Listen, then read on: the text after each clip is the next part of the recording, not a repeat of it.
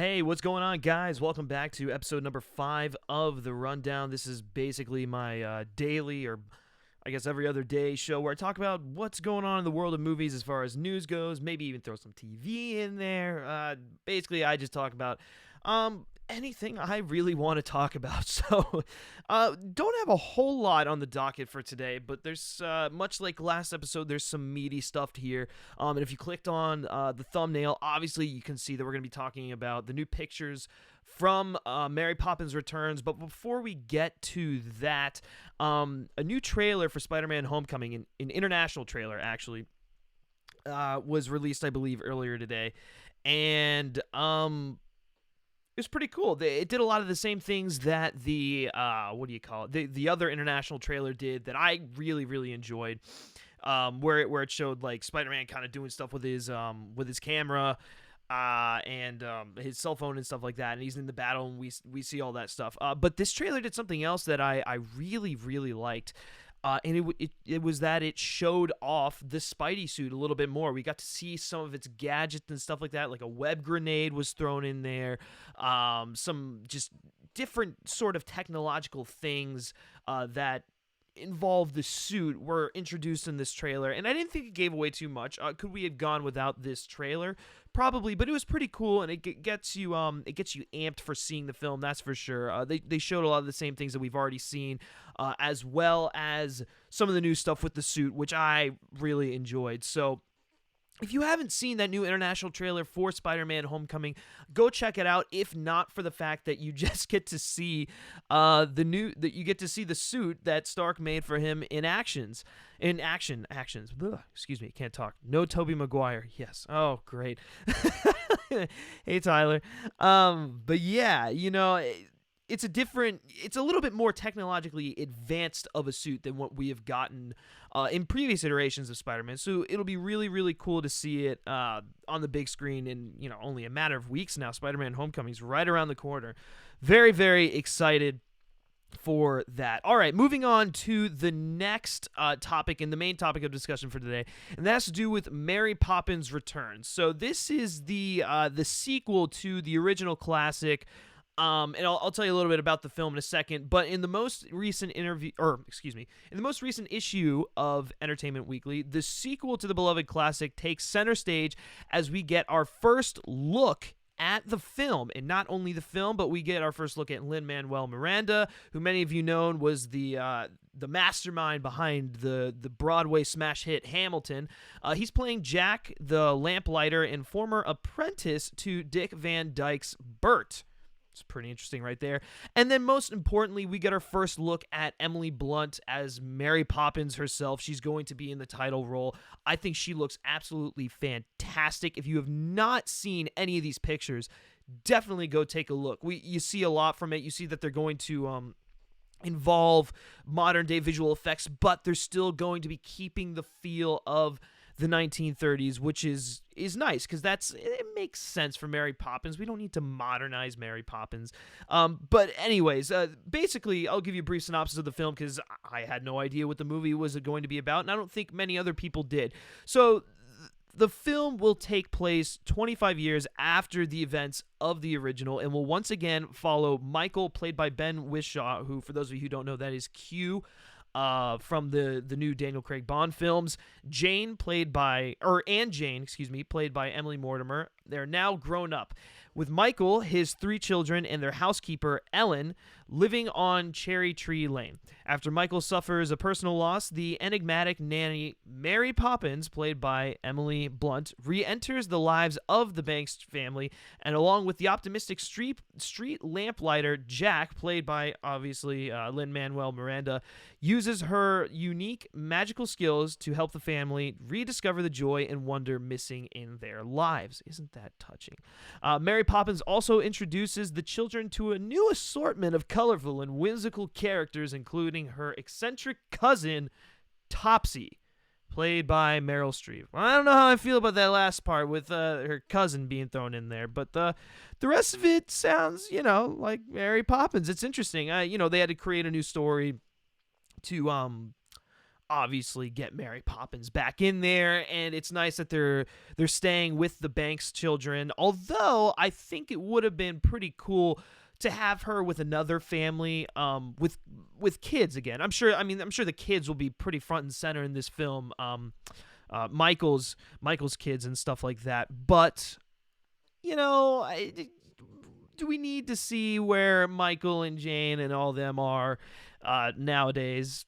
No. Do I really care? No. But I mean, I don't. It sounds interesting enough. I think Emily Blunt definitely looks the part of Mary Poppins. And she can sing, that's for sure, as evident from her performance in Into the Woods, which I think was absolutely fantastic. Definitely gave her the chops for this role. And I'm not asking for a Mary Poppins sequel. I don't think many people are, but if they're gonna do it, this sounds like a nice premise. We've got Lin-Manuel Miranda in there. The guy is loaded with talent. I can't wait to see what he brings to the table as the new, chimney sweep kind of guy. It's also interesting to note that Tony Award-winning composers Mark Shaman and Scott Whitman, who did Hairspray, will be scoring the musical. And according to Entertainment Weekly, we are definitely in good hands with the sound apparently capturing the spirit and feel of the original classic. So that's good there as well. Even though I'm not too crazy on them making a sequel to Mary Poppins, I don't think it really needs one, especially this far down the road. But if they're going to do it, that's great that the music is going to encapsulate the feel of the original. I think that's the most important part, especially because it's going to be taking place in that same time period. So there's that. That's all the things on Mary Poppins. If you are interested in checking out the pictures, go to entertainmentweekly.com.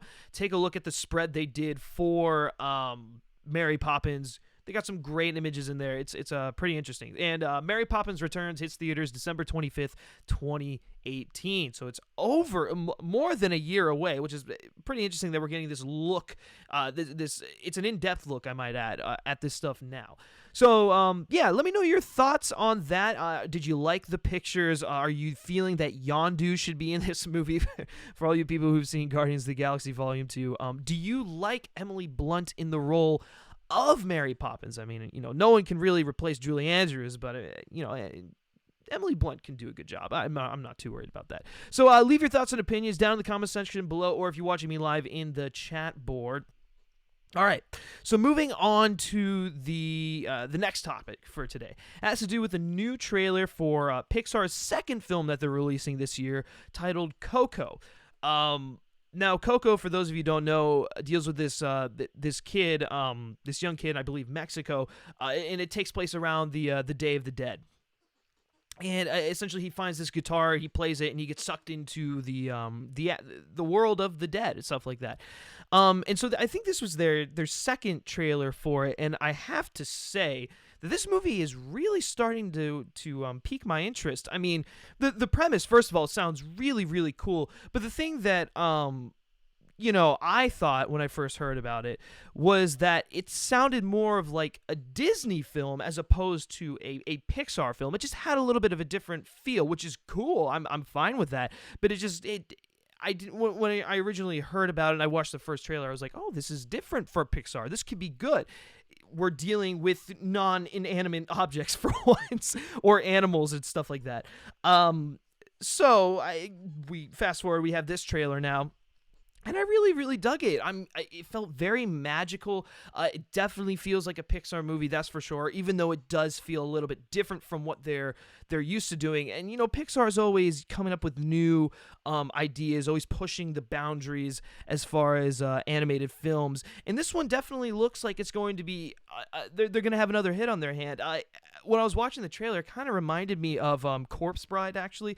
Weirdly enough, a little less grim and dark version of Corpse Bride, but Corpse Bride nonetheless, mainly because the main character goes into the underworld. Well, not really the underworld, but the afterlife, the world of the afterlife, meets up with people that they remember from their past life and stuff like that. And it looks like it's going to have a really solid heart to it. especially with this kid, and he sees his family, who I guess have all passed away. I don't know if this kid's an orphan or anything, but it looks like it's going to be very, very well done. I can't really complain. Most of Pixar's films I thoroughly enjoy. I mean, except for like Cars 2 and some other ones down there. But for the most part, Pixar has they've made a lot of solid films. And this trailer once again goes to show that it looks like Pixar is probably going to do a really great job. So your thoughts and opinions on the latest trailer for Coco down in the comment section below. What is going on here? Sorry about this, guys. If this is actually up. Hopefully we'll be getting this stream working. Is it working? All right, I think we've got it back up. But anyways, going back to there we go. Okay, stream's looking good now. Sorry about that, guys. Something weird happened there. But anyways, getting back to Stranger Things. Luckily, it's the last topic of the day. Yeah, huge fan of Stranger Things Season 1. Naturally, really looking forward to Stranger Things Season 2. So, we got some more information on it. Tuesday night at Netflix's Fi-C Space TV line found out a lot of information actually regarding the upcoming season of the smash hit Stranger Things. So they found out the following few things. We're going to go through them and then ultimately let you know what I think of them. So they found out that the new season is going to be darker, more eerie than the first, with some very, very disturbing things happening to Will within the first couple episodes. That's pretty interesting there. The next thing was that will friends know that he hasn't been the same since his return from the Upside Down? I would hope so. He didn't really seem the same at the end of season 1, so there's that.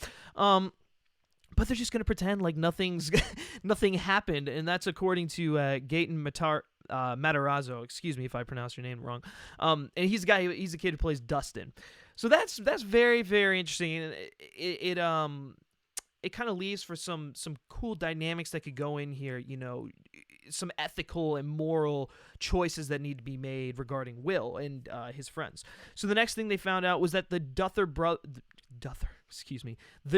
brothers actually confirmed that despite the darkness, and this is a good thing, the show will still have a sense of fun and wonder that made the first season so great.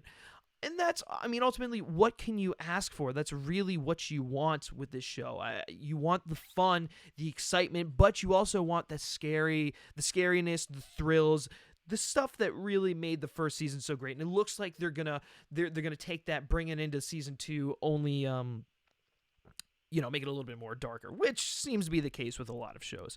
And then the final thing here had to do, and this was really the biggest announcement that came out of this entire thing, was that season 2 will in fact introduce a new monster that will be getting and this monster will be getting significantly more